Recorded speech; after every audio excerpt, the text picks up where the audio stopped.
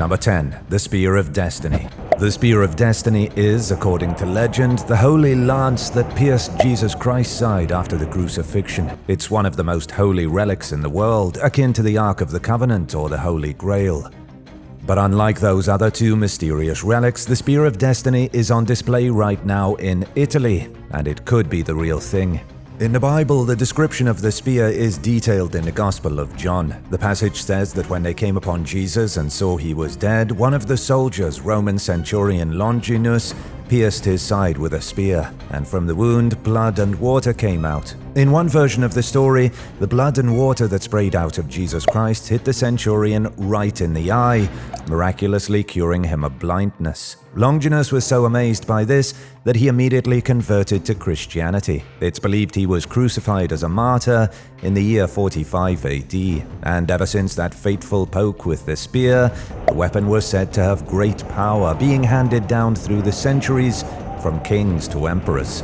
However, the exact route the spear took through history is pretty vague. One legend says Saint Joseph of Arimathea buried Jesus Christ and then brought the spear to Britain in the 1st century AD. Then at some point in the late 8th century, Charlemagne supposedly wielded the weapon on 47 military campaigns, and the day he died was the day he accidentally dropped the lance. It's also said that German King Henry the Fowler briefly carried the Spear of Destiny as he ruled over the Saxon people. Napoleon Bonaparte was so obsessed with holy relics that he tried to capture the Holy Lance from Nuremberg in 1796. But before Napoleon could get his hands on it, the relic was smuggled away in secret. Adolf Hitler also desperately wanted to get his hands on the spear, and he did. It was stolen from Nuremberg on October 13, 1938, and the Americans acquired the lance after Hitler's death in April 1945. But how real is this artifact, though? In 2003, a British metallurgist, Robert Feather, conducted scientific tests on the spear. He couldn't find any traces of blood, but he did date a piece of iron from the blade back to the 1st century AD. Part of the artifact is 2,000 years old, meaning it could be the real spear of Longinus. And today you can see it for yourself as it's currently on display at the Imperial Treasury of Hofburg Palace. And now for number 9, but first it's shout-out time. Big thank you to Stuart Merrill 8321 for the super thanks and for supporting this channel. If you haven't already, make sure you subscribe to the channel for more videos like these. Number 9. What happened to Nefertiti? The bizarre pharaoh Akhenaten was the ruler of Egypt from between 1353 and 1336 BC, and his main consort was Nefertiti. A lot of controversy surrounds this woman. Some experts say she was a queen who held equal status beside Akhenaten, wielding unprecedented power for a woman in Egypt. Others, however, think she was only his preferred concubine. What all the experts can agree on, though, is that something mysterious happened 12 years into the reign of Pharaoh Akhenaten. Nefertiti suddenly vanished from the pages of history, never to be seen again, and she wouldn't become famous until 1912, when her bust was found in the ruins of Amarna, Egypt. Egyptologists also don't know who Nefertiti's parents were, but we do know that she had a younger sister by the name of Mutnemenjet. They think she may have been the daughter of a man named A, who became pharaoh after Nefertiti's stepson Tutankhamun perished on the throne. But again, this is just speculation. Some suggest Nefertiti may have been the Mitanni princess Tadukipa, but that she changed her name to something more Egyptian. The reason researchers know Nefertiti was important to the pharaoh is that images exist of her and Akhenaten together in multiple settings. She's seen in pictures sitting on the knee of the pharaoh, and they can also be seen kissing in public and riding in a chariot together. Pharaoh Akhenaten even wrote a love poem to Nefertiti, found scrawled in hieroglyphics at Amarna.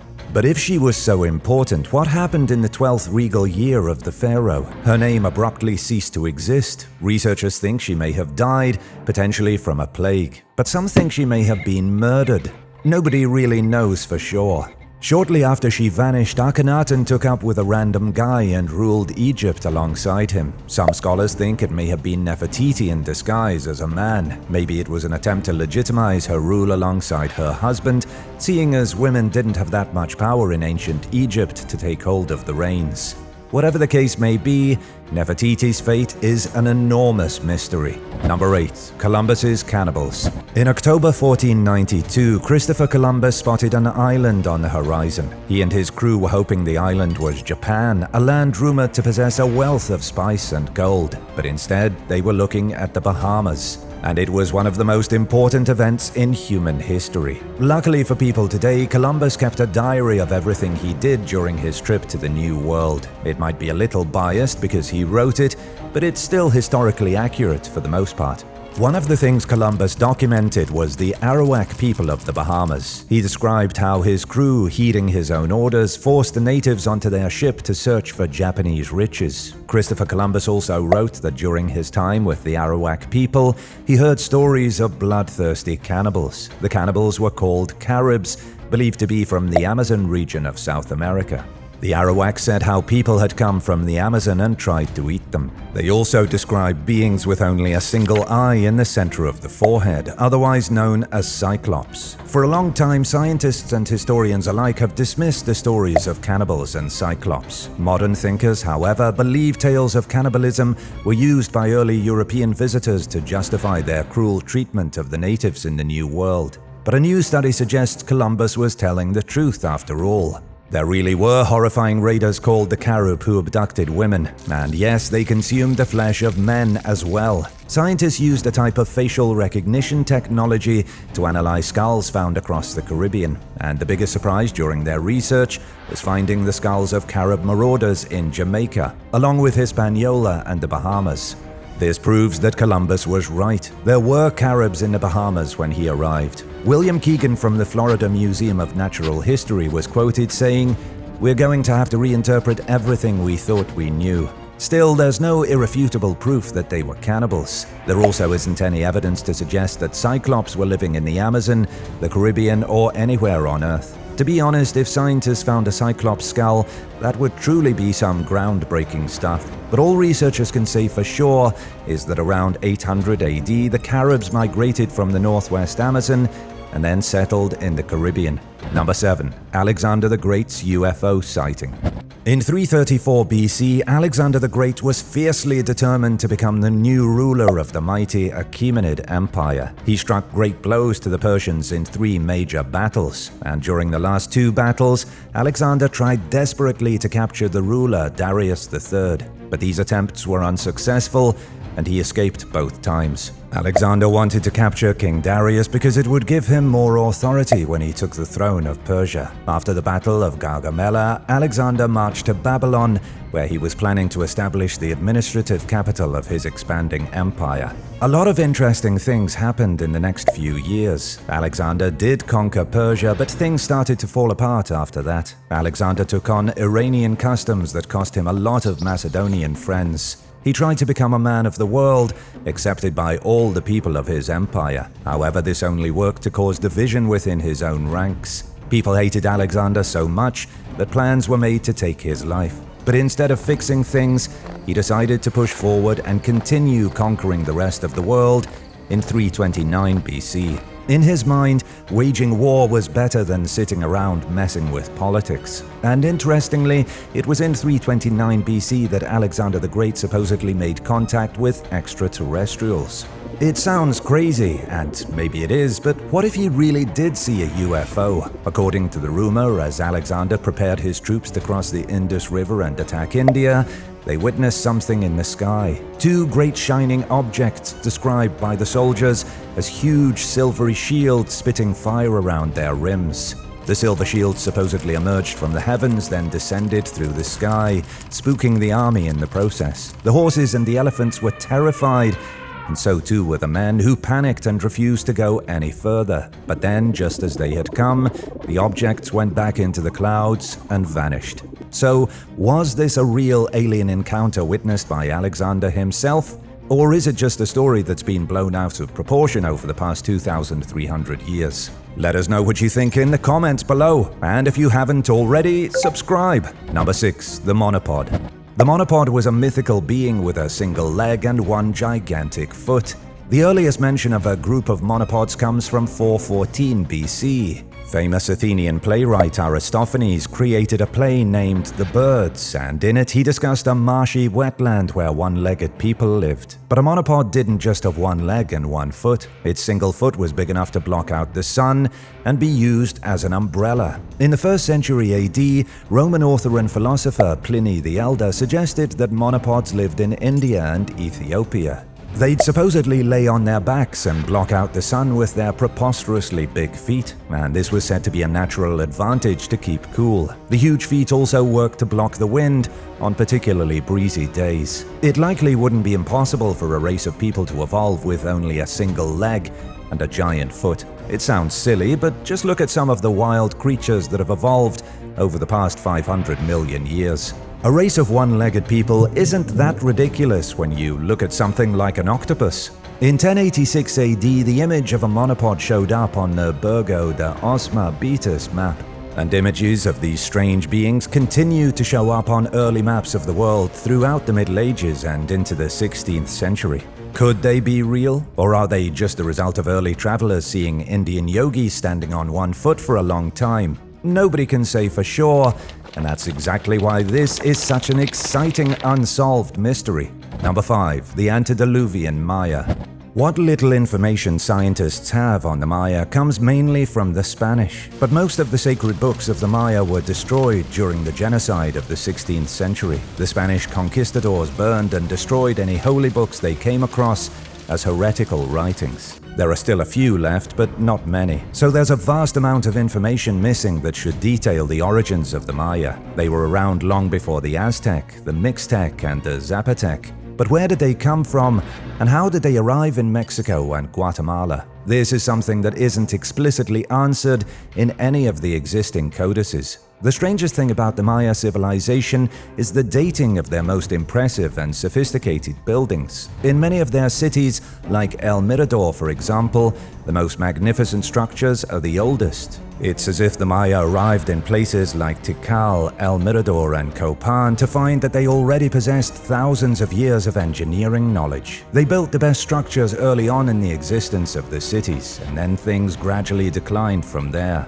In any normal situation, the best buildings would be constructed later. Engineering knowledge would progress as society flourished, but the Maya only appear to have gotten worse. Some suggest the Maya were already around for thousands of years before they built the cities that modern scientists are familiar with. Many believe there was a mega flood that wiped out a huge portion of their original civilization about 9,000 years ago, and this coincides with the biblical flood from Jewish and Christian myth. The few cities along the edge of Mexico and Guatemala could be the cities built by the remnants of the Maya long after they recovered from the flood. It would have been a cataclysmic event, one that scientists can theorize but have never been able to prove. As of right now, where exactly the Maya came from is still an unsolved mystery. Were they part of a mighty antediluvian civilization just like Atlantis, or did they evolve from primitive tribes in the jungles of Mexico and Central America? Number 4. The Triple Burial. In 1986, the bodies of 3 teenagers were discovered in a grave in Czech's province of Moravia. 2 of the skeletons were heavily built males who were likely very strong, and the third was believed to be female, around 17 years old. It was a huge mystery because of the marks on the female skeleton. The curvature of the spine and a handful of abnormalities suggested she was brutally crippled. But on the other hand, the 2 male skeletons died while in perfectly good health. They were in the prime of their lives, young and robust. So what happened to them? Well, one of the skeletons had a thick wooden pole jammed through his hip, meaning his death must have been excruciating. At least that's what researchers in the 1980s thought. But after a few years of research, a lot of information came to light, including the fact that all 3 skeletons were male. The identification of one being female was entirely wrong. Also, the 3 teenagers died 25,000 years ago. The area they were found in had been occupied as early as 30,000 years ago by primitive hunter-gatherers. Additionally, one of the teens in the grave had his hand positioned on the pelvic area of the teen in the middle, and between the legs of the teen in the middle there was a pile of powdery red ochre. But what's the significance of this bizarre burial? That's a question scientists have been asking each other for over 40 years. One suggestion is that the men in the grave were homosexual, hence the hand on the pelvis. However, that's total speculation and it's never been proven. Unfortunately, nobody really knows what the reason for the burial was all those years ago. Number 3. The horrifying footage of the catacombs. Ever since the early days of YouTube, there's been a weird video lurking around in the datasphere. It's only about 1.5 minutes long, but it shows a man who supposedly disappeared while exploring the Paris catacombs under the streets of the city in the 1990s. The video isn't graphic, but it is a little creepy as it shows the skulls of the dead and the dusty corridors of that ancient crypt. When you know the story attached to the footage, it takes on a whole new level of disturbing. The footage was supposedly found in the catacombs, but the man who took the video was never located. Legend has it that he's still down there somewhere, likely nothing but another pile of bones by now, impossible to differentiate from the rest. But it's important to keep in mind that the video footage has never been authenticated. Nobody knows if a man truly vanished down in the catacombs. The video has been around for a really long time though, making it a modern unsolved mystery. That said, the Paris catacombs are anything but modern. The oldest evidence of human habitation in the area goes back 10,000 years. The catacombs are the remains of ancient quarries used long before Paris was ever the city of romance. So many Parisians were dying from everything from the plague to diarrhea in the 17th century that the cemeteries were completely full. Disease was widespread because of all the human corpses everywhere, and when it rained, the rot from the bodies was washed into the street. In 1786, Paris decided the cemeteries needed to be emptied, so over the next 12 years, 7 million skeletons were moved into the disused tunnels of the old quarries, and this became the crypt beneath Paris, which serves as a tourist attraction today. There are over 200 miles of subterranean tunnels beneath the city, so it's no surprise if someone were to get lost and never be found. It already happened early in the life of the catacombs. A doorkeeper for the Val de Grâce hospital journeyed down the staircase accessible through the hospital's courtyard, but his body wasn't discovered until 1804, about a decade after he vanished.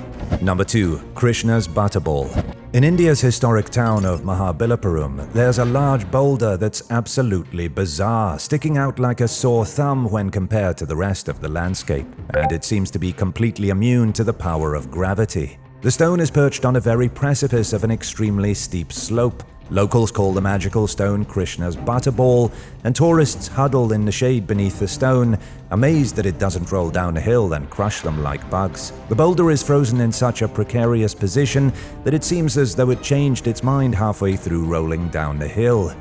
But is this the product of sorcery or a simple geological phenomenon? Scientists say Krishna's Butterball is likely nothing but a huge rock left behind by a receding glacier thousands and thousands of years ago, but the local legend is entirely different. In Hindu mythology, the story goes that when the god Krishna was a baby, he would steal butter. The stone was made from the endless globs of butter stolen by the baby god, and then it was turned to rock. Whatever the case may be, the Butterball doesn't appear to be going anywhere soon. One of the main draws for tourists is to get behind the stone and attempt to push it down the hill. But so far, nobody has been successful. Number 1. Exploding teeth.